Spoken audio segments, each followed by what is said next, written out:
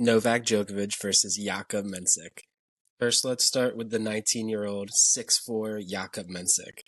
Mensik has one of the best first serves on tour already. I think usually when young prospects are coming up on tour, the main thing that limits them against the already grown men on tour is their serve.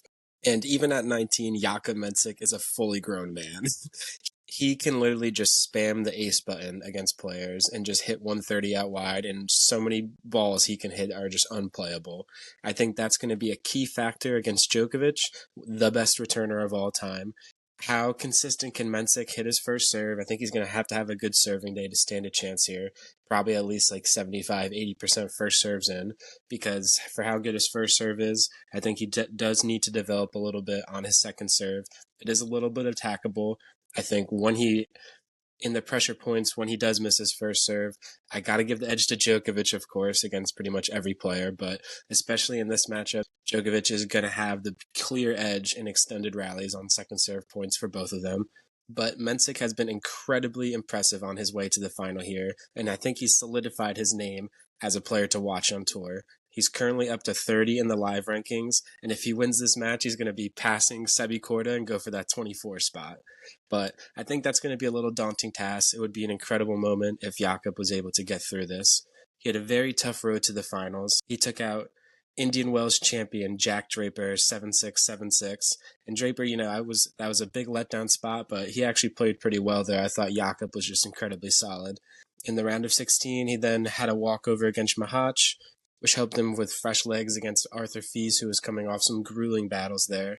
He took out Taylor Fritz in the semifinal. I picked Fritz to get through that match. I thought he was going to have a clear edge in the forehand wing, but man, I thought the biggest weapon in rallies ended up being Mensik's backhand, because for how good his serve is, this kid is quite the athlete. I think he has incredible movement, incredible footwork, but Mensik was just more clutch in the pressure points. He was able to beat Fritz in a lot of extended exchanges, and he is fully deserving of this chance to go against Djokovic in the final today. And man, is he getting a fully informed Novak. Novak has been peaking this tournament. He took out Lorenzo Musetti in the round of 16, 2-2, followed it up with a pretty clinical display against Sebi Korda, who had been playing great tennis coming into this match, 6-3, 7-6. And then he absolutely dismantled Grigor Dimitrov, who probably had the freshest legs under him. But regardless, he continues to dominate in that head-to-head and won 6-2, 6-3.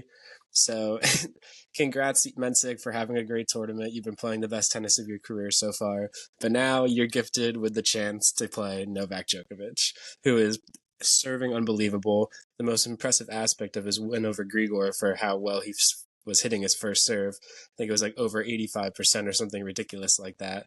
And if he's going to do that against Mensik, I think Mensik is going to struggle to break Novak's serve. If he has a chance to take a set, I think it's going to be in a tiebreaker, where it's more of a 50-50, a couple points can go his way. Mensik is an absolute machine, and I think he has that capability to take Novak out in a tiebreaker. I kind of like going the over 22.5 games here.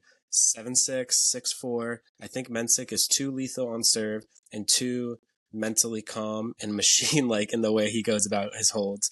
I think even regardless of how good of a returner Novak is, some of Mensik's serves are just downright unplayable. I think if he can get into a tiebreaker, he's got a good chance to take it. So even if he doesn't, 22.5 games, I think the books are crediting how well Mensik is on serve here, and I think that's warranted. I like that as opposed to him taking a set, because like I said, one tiebreaker, then it could be 7-6, 6-4.